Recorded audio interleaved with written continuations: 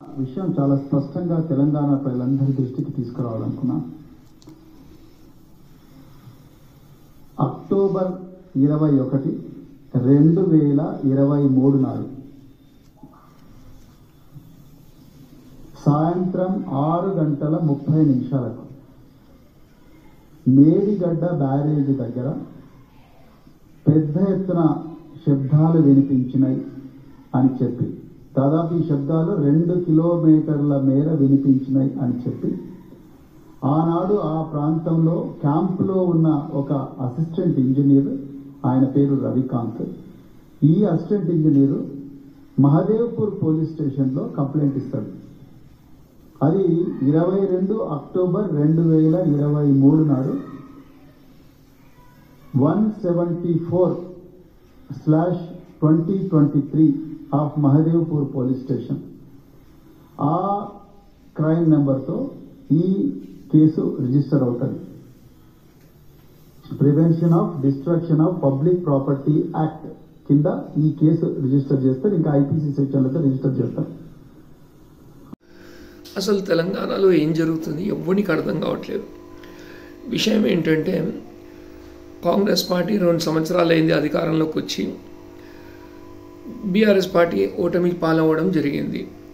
Congress party అధికారంలోకి ఏమని వచ్చింది, గత ప్రభుత్వం చేసిన అన్యాయాల అక్రమాలను నేను వెలికి తీసి ప్రజలకి వాళ్ళ యొక్క నిజ స్వరూపాన్ని చూపెడతా అని చెప్పి అధికారంలోకి వచ్చారు.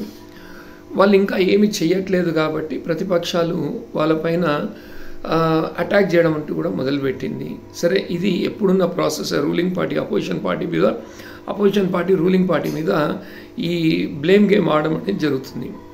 అయితే as far as the Kaleshwaram scam is concern, దానికి సంబంధించిన ఒక విషయాన్ని ఈరోజు ఆర్ఎస్ ప్రవీణ్ కుమార్ గారు ప్రెస్ కాన్ఫరెన్స్లో ఒక ఆరోపణ అని చెప్పలేము, లేదా అలిగేషన్స్ అని కూడా అనలేము, డైరెక్ట్గా వాళ్ళు చేసింది తప్పనేది డేట్తో సహా ఆయన చెప్పడం జరిగింది. ఏం చెప్పారు ఆర్ఎస్ ప్రవీణ్ కుమార్ గారు మీరు విన్నారు.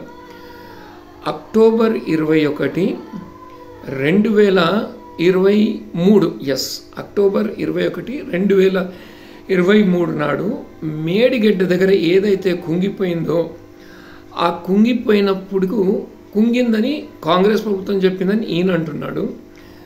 కుంగినప్పుడు సౌండ్ రాదు, కుంగినప్పుడు కుంగిపోతుంది, అక్కడ భారీ పేలుడు శబ్దం వినబడిందని ఆర్ఎస్ ప్రవీణ్ కుమార్ గారు చాలా స్పష్టంగా నెమ్మదిగా చెప్పడం జరిగింది.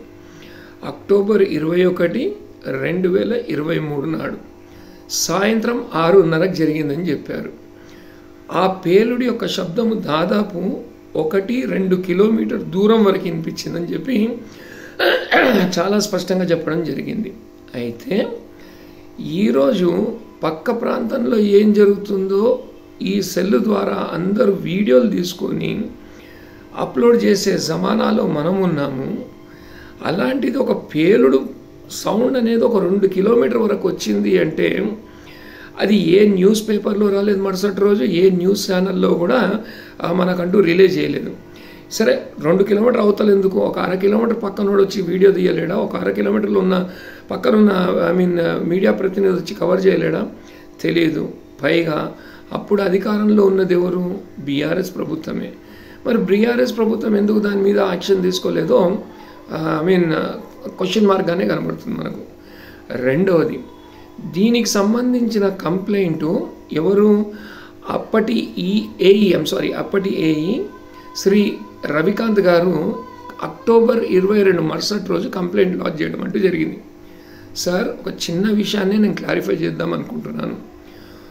ఒక భారీ పేలుడు శబ్దం విన్నారు, 2 కిలోమీటర్ రేడియస్ వరకు విన్నారు అంటే జనాలు ఊరుకుంటారా సార్? జనాలు భయాందోళనలకు రారా? వాళ్ళకున్న ఇన్ఫర్మేషన్ ద్వారా మీడియా ప్రతినిధులకంటూ ఇన్ఫర్మేషన్ ఇవ్వరా? మీడియా కవరేజ్ చేయలేదా? సరే, పార్షియల్ మీడియా అనుకుంటాం, కాంగ్రెస్ సపోర్టివ్ మీడియా ఉంది అందుకని ప్రచారం చేయలేదు ఆ యొక్క భారీ పేలుడు గురించి అనుకున్నాం. మనకు సంబంధించిన మీడియా కూడా ఒకటి ఉంది కదా, మరి దాంట్లో అయినా రావాలి కదా. బాంబు పేలిందని న్యూస్లో ఎక్కడ రాలేదు, అసలు న్యూస్ పేపర్లో అసలు ఆ న్యూస్ గురించి లేనే లేదు. అలాంటిది చాలా స్పష్టంగా ఆయన ఆరోపణ చేస్తున్నాడు. అక్టోబర్ 21 సాయంత్రం వేళ 6:30కి బాంబు పేలింద శబ్దం వచ్చిందని చెప్పాడు ఈయన. సో దయచేసి కోరేది ఒకటే, ఎవరు ఇన్వెస్టిగేటింగ్ అథారిటీస్ని కోరేది ఒకటే, సుమోటో అంటారు, స్వీకరించండి, జ్యుడిషియల్ యాక్టివిజంగా కేసును తీసుకోండి, నిజ నిజాలతో తీర్చండి. ఎందుకంటే ప్రభుత్వం ఏమో వాళ్ళు తప్పు చేసిందంటూ కమిషన్ వేశారు, వీళ్ళేమంటున్నారు వాళ్ళే తప్పు చేశారని అంటున్నారు. పైగా ఆ బ్యారేజ్ల దగ్గర, ఆ డ్యాముల దగ్గర అప్పట్లో సామాన్య ఈగకు కూడా పోనీకి ఛాన్స్ లేకుండా ఉండే అప్పటి ప్రభుత్వం. అటువంటిది ఒక బాంబును అమర్చి దాన్ని పేల్చారు అంటే అది నమ్మశక్యంగా కనిపించట్లేదు. సో ప్రవీణ్ కుమార్ ద్వారా ఇన్వెస్టిగేటింగ్ అథారిటీస్ని కోరేది ఒకటి ఏంటంటే, దయచేసి ఇన్వెస్టిగేషన్ చేయండి, నిజ నిజాలు తేల్చండి, ప్రజలకి ఏదో కరెక్ట్ చెప్పండి, కానీ బ్లేమ్ గేమ్ను మాత్రం ఆపండి.